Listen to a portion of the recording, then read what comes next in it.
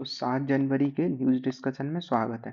पहला जो न्यूज़ है वो है सिंहाचलम मंदिर में नरहरि तीर्थ एक संत थे, उनकी प्रतिमा है वो खोजी गई है। तो ये चलम, तो जो माँ टाइप के नाम आते हैं साउथ में ही आते हैं चलम। तो सिंहाचलम मंदिर में जो संत है क्या नाम है, नरहरि तीर्थ। तो कहाँ से खोजी गई है और क्या है इसकी महत्व। तो ये 13वीं सेंचुरी के तीर्थ जो थे, 13वीं सेंचुरी के जो संत थे ये। सिंहाचलम मंदिर कहाँ है ये इंपॉर्टेंट हो जाएगा, विशाखापट्टनम में। तो विशाखापट्टनम आंध्र प्रदेश वाले एरिया में ये खोजा गया है और 13वीं सेंचुरी के संत हुआ करते थे। तो इनकी पांडुलिपि मिली है और संतों से घिरे हुए इन्हें दिखाया गया है।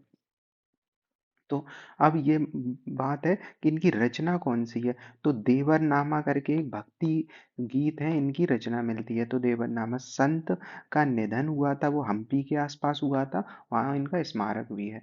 अगला जो न्यूज है करंट अफेयर्स का वो है दुबई को ग्लोबल पावर इंडेक्स में 8वां स्थान मिला है, मध्य पूर्व में पहला स्थान है। तो दुबई को ग्लोबल पूरे दुनिया में पावर इंडेक्स सिटी में, ये क्या है कंट्री का नहीं है, ये पावर इंडेक्स का जो है वो सिटी का इंडेक्स है, इसमें 8वां स्थान मिला है। तो दुबई लगातार दूसरे वर्ष इसमें 8वें स्थान पर है और ये मध्य पूर्व का पहला और एकमात्र शहर है जो टॉप 10 में शामिल हुआ है। तो कहाँ है दुबई, जो कहाँ है यूएई में। तो ये इंपॉर्टेंट हो जाएगा।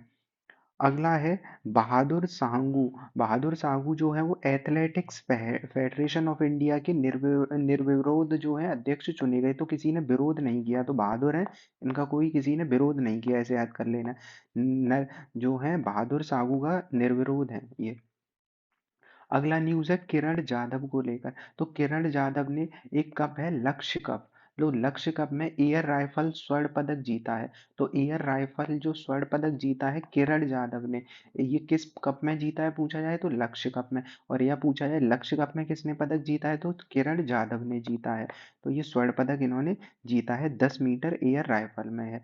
अगला है सिप्ला को लेकर। तो जैसा जानते हैं सिप्ला दवा बनाने वाली एक कंपनी है। तो सिप्ला ने भारत में अस्थमा स्क्रीनिंग के लिए एआई आधारित मोबाइल एप्लीकेशन लॉन्च किया है। अस्थमा को जानने के लिए एक ऐप आ गई है। तो ये है, तो इसका एप्लीकेशन का नाम है सिप एयर। तो सिप एयर है, सिप माने सिम, जो है सिप वाला क्या है, सिप्ला से है, और एयर वाला चूंकि अस्थमा से है तो वायु से संबंधित होता है। तो सिप एयर करके है, उद्देश्य क्या है, अस्थमा की समय पर पहचान, प्रबंधन और मदद करना। ये है मोबाइल आधारित पहली लाइन स्क्रीनिंग के लिए एआई तकनीक का उपयोग किया जाता है। तो ये आ जाएगा, सिप्ला ने कौन सी ऐप लॉन्च की है, सिप एयर लॉन्च की है, किस लिए, अस्थमा के लिए। अगला आर्टिकल है नॉर्थ ईस्ट से त्रिपुरा के बारे में। तो त्रिपुरा में पहली बार दुर्लभ बैंडेड रॉयल तितली देखी गई है। तो ये कहाँ मिली है, त्रिपुरा के सिपाही जाला वन्यजीव अभ्यारण्य में। तो सिपाही जाला पूछ लेगा वन्यजीव अभ्यारण्य कहाँ है, तो त्रिपुरा में है। तो त्रिपुरा वाले एरिया में सिपाही जाला ऐसे याद कर सकते हैं कि त्रिपुरा तीनों ओर से घिरा है तो सिपाही भी घेरे रहते हैं। तो सिपाही जाला करके एक वन्यजीव अभ्यारण्य त्रिपुरा में है। और यहाँ पे खोजा क्या गया है, तितली खोजी गई है, दुर्लभ बैंडेड रॉयल जो तितली है। तो ये हो गया। उसके बाद है CSIR जो अपनी रिसर्च करती है। तो CSIR ने पैरासीटामोल, जो दवाओं के संबंध में CSIR खोजें करती रहती है। तो CSIR ने पैरासीटामोल दवा के लिए स्वदेशी तकनीक विकसित की है, स्वदेशी तकनीक है। तो केंद्रीय विज्ञान प्रौद्योगिकी जो मंत्री है अभी, उनका नाम क्या है, जितेंद्र सिंह, उसने CSIR द्वारा इसके लिए जानकारी दी है कि ऐसा हुआ है। तो नाम क्या है, नेफ्रीथोमाइसिन, भारत की पहली स्वदेशी एंटीबायोटिक है जो दवा प्रतिरोधी बैक्टीरिया का इलाज करती है। मतलब जो पैरासीटामोल है वो इंडिया की तो है नहीं, केवल हम उसका उत्पादन कर रहे हैं। ये कहाँ से है, ये यूरोपियन और अमेरिकन वहाँ पे ज़्यादा चलती है। अपने यहाँ पैरासीटामोल ही यूज़ कर रहे थे वो दवा, अब हमने पैरासीटामोल जैसी अपनी बना ली है, उसका नाम क्या है, नेफ्रीथोमाइसिन करके, जो एंटीबायोटिक है, ये भी एंटीबायोटिक होती है। तो ये एंटीबायोटिक कौन सी है, नेफ्रीथियोमाइसिन करके है। अगला है भारत का पहला ऑर्गेनिक फिशरी। तो ऑर्गेनिक एग्रीकल्चर हम देख जानते हैं, ऑर्गेनिक कृषि होती है जिसमें खाद वगैरह ऐसी चीज़ों का यूज़ नहीं करते। तो ऑर्गेनिक फिशरी क्लस्टर सिक्किम में लॉन्च हुआ है। तो सिक्किम पहला ही कंट्री मतलब स्टेट था जो ऑर्गेनिक कृषि के लिए जाना जाता था। सिक्किम में ही तो सबसे पहले कृषि हुई थी ऑर्गेनिक वाली। और अब सिक्किम ही पहला स्टेट है जो ऑर्गेनिक फिश क्लस्टर विकसित कर रहा है। तो फिश के लिए हो चाहे एग्रीकल्चर के लिए हो, ऑर्गेनिक वाला अगर आएगा तो सिक्किम होता है। तो सिक्किम के सोरेंग जिला है, सिक्किम का सोरेंग जिला है, वहाँ पे ये मछली का उत्पादन होगा। कैसे? ऑर्गेनिक फिशरी के माध्यम से। अगला है पंजाब में ओबीसी, ईबीसी और डीएनडी छात्रों के लिए छात्रवृत्ति पोर्टल लॉन्च किया गया है। क्या? ओबीसी तो जानते ही है पिछड़ा वर्ग है, ईबीसी मतलब आर्थिक रूप से पिछड़ा वर्ग है, कि आर्थिक रूप से है, किसी भी जाति का हो सकता है आर्थिक रूप से। उसके बाद है डीएनडी मतलब घूमंतु विमुक्त और घूमंतु जनजातियां, तो जनजातियों के बारे में। इन सभी के लिए क्या है, योजना चलाई गई है, छात्रवृत्ति पोर्टल। योजना का नाम प्रधानमंत्री यशस्वी योजना करके, तो पीएम यशस्वी करके है। मेन बात है यशस्वी याद रखना है किसके लिए और कहाँ है, पंजाब में है। तो ये है। अगला है एशिया का सबसे बड़ा एयर शो जो एयरो इंडिया 2025 है। तो एशिया का सबसे बड़ा एयरो शो इंडिया ही में होता है, ये हर साल ही लगता है यहाँ। तो एयरो इंडिया का सबसे बड़ा एयर शो हो रहा है एयरो इंडिया 2025। कहाँ होता है? तो अपना एयरफोर्स का हेडक्वार्टर बेंगलोर में ही है, तो बेंगलुरु में ही आयोजित होगा, फरवरी में होगा ये।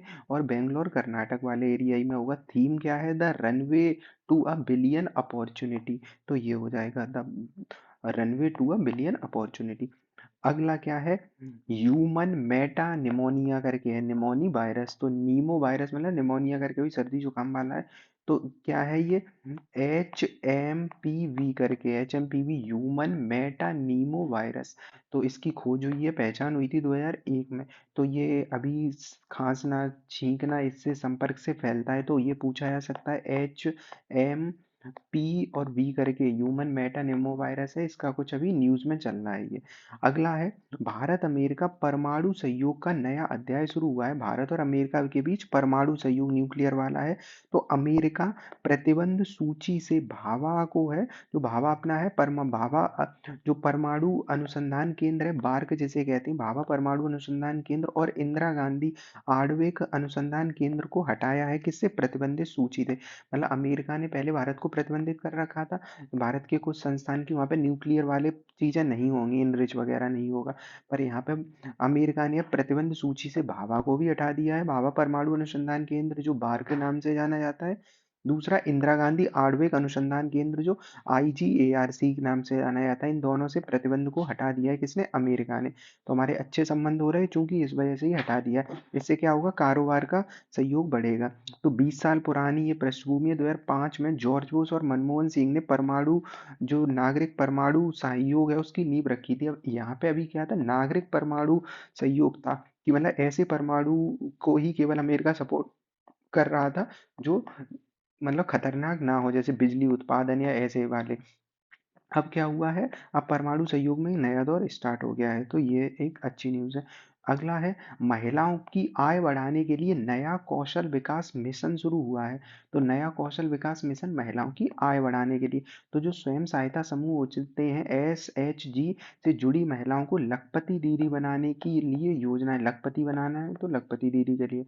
इसके बाद है कौशल प्रशिक्षण के जरिए। इसमें होगा क्या? कौशल प्रशिक्षण के जरिए महिलाओं की कार्यकुशलता और आय बढ़ाया जाना, स्किल दे दिया जाएगा, स्किल से जॉब मिल जाएगी। किस क्षेत्र में स्किल दिया जाएगा? तो एक तो डिजिटल मार्केटिंग हो सकती है, ऑनलाइन मार्केटिंग कर सकते हैं, ई कॉमर्स, आधुनिक कृषि, ड्रोन तकनीक, हेल्थ केयर, लॉजिस्टिक्स में, सप्लाई चेन में, इन सारे क्षेत्रों में इन्हें मतलब क्या दिया जाएगा? प्रशिक्षण दे दिया जाएगा। मंत्रालय कौन सा होगा? अब चूंकि यहाँ स्वयं सहायता समूह में प्रशिक्षण दिया जा रहा है तो कौशल विकास मंत्रालय ही होगा इसका। योजना का आधार क्या है? दीनदयाल अंत्योदय योजना जो है, राष्ट्रीय ग्रामीण आजीविका मिशन। तो इसमें नाम क्या है? आजीविका मिशन। तो आजीविका मिशन में आजीविका के लिए अवसर दिए जाएंगे, तो उसी के अंतर्गत ये है। अगला जम्मू कश्मीर को नया रेल मंडल, प्रधानमंत्री मोदी ने इसे शुभारंभ किया है। तो रेल मंडल स्टार्ट हो गया है जम्मू कश्मीर में एक नया।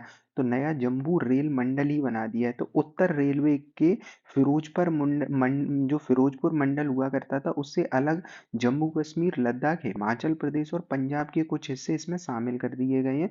श्रीनिवास जो ई श्रीनिवासन है, वो ई श्रीनिवास बने पहले डिविजनल इसके मैनेजर। तो ये तो ज्यादा इंपॉर्टेंट नहीं है कौन बना है, मेन है जम्मू को नया रेल मंडल बना दिया गया है। तो ये है अन्य परियोजनाएं। तो उड़ीसा में क्या हुआ, रायगढ़ रेलवे मंडल का भी आधारशिला रखी गई है। तो उड़ीसा में रायगढ़ चूंकि जगह है, तो रायगढ़ रेलवे मंडल कहाँ, उड़ीसा में। तेलंगाना में भी एक नया बनाया गया है टर्मिनल, तो इसका नाम है चरलापल्ली टर्मिनल। तो उड़ीसा, तेलंगाना और जम्मू में स्टार्ट हो रहे हैं नए नए। तो ये सब है। अगला है विदेश विदेश में छिपे जो अपराधी होते हैं, अपराधियों पर त्वरित कार्रवाई के लिए भारत पोल पोर्टल है।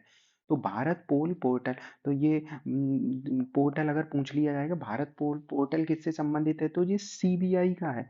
तो सीबीआई इन सबकी क्या खोल देगी, पोल। ऐसे याद कर लेना, अपराधी होंगे जो विदेश में छिपे होंगे तो सीबीआई इनकी पोल खोल देगी। तो सीबीआई ने इस भारत पोल को पोर्टल को स्टार्ट किया है। क्या है, विदेश में छिपे जैसे अपराधियों ने रियल टाइम उनकी जानकारी कहाँ जा रही है, कहाँ है, तो ये सब जानकारी रहेगी।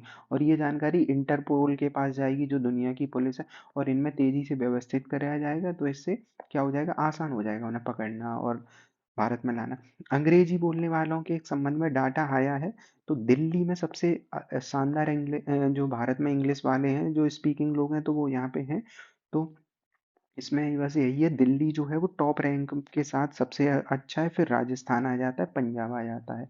तो ये है। राष्ट्रीय औसत अपना 57 है।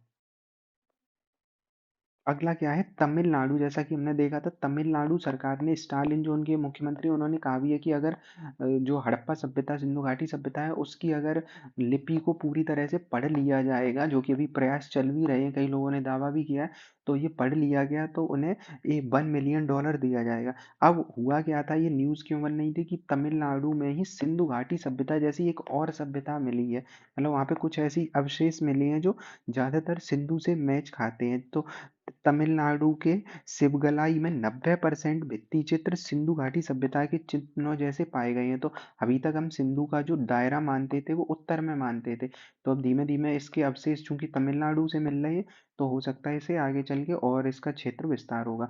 तो यहाँ से मोती, मतलब टेराकोटा, चूड़ी, ये सारी चीजें मिली हैं जो यहाँ से मिली। साथ ही प्राचीन धान का भूसा भी यहाँ से मिला है। तो ये यहाँ से मैच करते हैं। देश भर में 72,000 फास्ट चार्जिंग स्टेशन लगाए जाएंगे। तो फास्ट चार्जिंग स्टेशन अगले कुछ महीनों में लगाए जाएंगे, 72,000। तो ये क्यों होगा, क्योंकि हम ई मोबिलिटी को बढ़ावा दे रहे हैं। तो ई वाहनों को, हम इलेक्ट्रिक वाहनों को बढ़ावा दे रहे हैं, तो इसके लिए दोपहिया और तिपहिया जो वाहन होते हैं, जो बाइक वगैरह होगी या ऑटो वगैरह होंगे जो इलेक्ट्रिक से चलते हैं, उन सब के लिए ये स्टेशन बनाए जाएंगे। इलेक्ट्रिक कारों के लिए भी होंगे, ट्रक बसों के लिए भी होंगे। तो सारे ये ई ड्राइव, जो पीएम ई ड्राइव स्कीम चली थी, वो 2026 तक योजना भी है। पीएम ई ड्राइव स्कीम तो इम्पोर्टेंट भी है, पीएम ई ड्राइव स्कीम।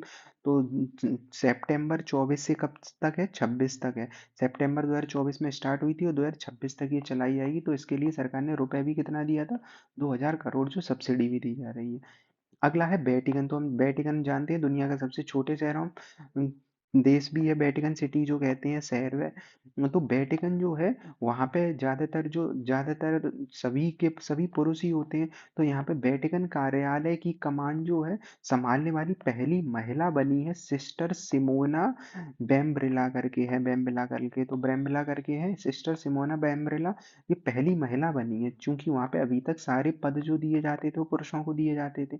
तो ये है, तो सिस्टर सिमोना बेब्रिला है वेटिकन में पहली बनी है महिला, जो कई सारे जो कार्यालय है उसे संभालेंगी। तो ये इंपॉर्टेंट होगा इनका नाम। अगला है गोल्डन ग्लोब अवार्ड। तो जो मूवीज वगैरह सीरीज है उन्हें दिया जाता है। तो गोल्डन ग्लोब अवार्ड में द ब्रूटलिस्ट जो मूवी है उसे टॉप मिला है, और एमिलिया परेज का, तो जो मिला है इन्हें। तो सर्वश्रेष्ठ फिल्म में दो ही हैं। अगर ड्रामा फिल्म देखा जाएगा तो द ब्रूटलिस्ट है, जो हिस्टोरिकल मूवी है, हिस्ट्री पे आधारित। तो ये ब्रूटलिस्ट है मूवी जो ड्रामा है। पर म्यूजिकल वाले में जो मूवी है उसका नाम है एमिलिया परेज करके है। सर्वश्रेष्ठ अभिनेता अगर देखा जाएगा तो फर्नांडा टोरेस करके हैं, और अभिनेत्री अगर देखा, वो अभिनेता अगर ड्रामा में देखा जाएगा तो फर्नांडा है, फर्नांडा टोरेस करके। और जो अभिनेत्री देखा जाएगा वो है टेमी मूर करके हैं। तो ये है। अब मेन इंपॉर्टेंट ये आ जाएगा इंडिया के बारे में, जो पायल कपाड़िया का है। तो all we imagine at light ने ग्रांड प्रिक्स जो कान फेस्टिवल जीता था, गोल्डन ग्लोब में नामांकित हुई थी पर इन्हें मिला नहीं था। कांस में तो इन्होंने कान फिल्म फेस्टिवल में जीता था, all we imagine at light में, पर इन्हें गोल्डन ग्लोब में नामांकन दो श्रेणियों में हुआ था पर पुरस्कार नहीं मिल पाया था। तो ये कहाँ हुआ है गोल्डन ग्लोब का? तो कैलिफोर्निया में हुआ है। कैलिफोर्निया कहाँ है? तो जो अमेरिका है उसके किस तट पे है? पश्चिमी तट पे कैलिफोर्निया दिखता है। तो ये है। अगला है यूपी बना आयुष्मान योजना का अग्रणी राज्य। अब चूंकि यूपी में जनसंख्या ही इतनी है, तो जनसंख्या चूंकि सबसे ज्यादा है, तो आयुष्मान कार्ड धारक या आयुष्मान के लाभार्थी सबसे ज्यादा कहाँ होंगे? उत्तर प्रदेश में ही होंगे। तो अस्पतालों की संख्या में भी हम क्या है? टॉप पे है। 5,834 सूचीबद्ध अस्पताल है, सबसे अधिक देश में यही है। निजी सरकारी सारे यहीं पे मिल जाएंगे। आयुष्मान कार्ड चूंकि जनसंख्या अपने यहाँ है, तो आयुष्मान कार्ड बनाए गए हैं कितने? 7.5 करोड़ लक्षित अभ्यर्थियों में से कितने बनाए जा चुके हैं? 5.13 करोड़ के आसपास बनाए जा चुके हैं। मतलब इतने हमें लक्ष्य है इतने बनाने का, और उसमें से 5 करोड़ के आसपास बना चुके हैं। तो ये है। तो उत्तर प्रदेश आयुष्मान आयुष्मान कार्ड बनाने में, अस्पतालों में, सब में किस पे? टॉप पे है। अगला है जलवायु परिवर्तन का प्रवासी पक्षियों पर प्रभाव। तो जलवायु परिवर्तन का हर एक क्षेत्र में ही प्रभाव पड़ेगा, कृषि हो, जलवायु हो, मतलब पक्षी हो, जीव जंतु हो। तो अभी दिया है प्रवासी पक्षियों पर क्या प्रभाव आया है, तो इसके संबंध में कोई रिपोर्ट आई होगी। तो एशियन वाटर वर्ल्ड एक सेंसस होता है, Asian water world census census होता है जो जनवरी में दक्षिण एशियाई देशों में जिसने गणना करी है, भारत और नेपाल आदि में। उद्देश्य क्या है? चूंकि इसका नाम क्या है? वाटर वर्ल्ड सेंसस, तो पानी से संबंधित होगा। तो नम इलाके जो वेटलैंड होते हैं, रामसर टाइप क्षेत्र में जलीय पक्षियों की आबादी और प्रवास के पैटर्न का आकलन करना, कि कितने प्रवासी पक्षी हैं यहाँ पे और उनका पैटर्न क्या है, कब आते हैं कब जाते हैं। ऐतिहासिक पृष्ठभूमि क्या है? तो AWC जो है, एशियन वाटर वर्ल्ड सेंसस, 87 में भारत में शुरू हुआ था, और अब एशिया से ऑस्ट्रेलिया तक इसका फैलाव है, जहाँ पे ये सेंसस अपना दर्ज करता है। उसके बाद है लास्ट, अफगानिस्तान में हमला हुआ है, अभी विवाद ही चल रहा है पाकिस्तान और अफगानिस्तान के बीच। तो भारत ने निंदा की है, अफगानिस्तान पे हमला किया जो पाकिस्तान ने, तो इस वजह से है। तो ये है। अब अगले कुछ MCQ जो इस जो ऊपर स्लाइडें थी उनके आधार पर कुछ MCQ है, जैसे वो सिंहाचलम मंदिर वाला है, तो इन्हें एक नज़र में देख लेना है।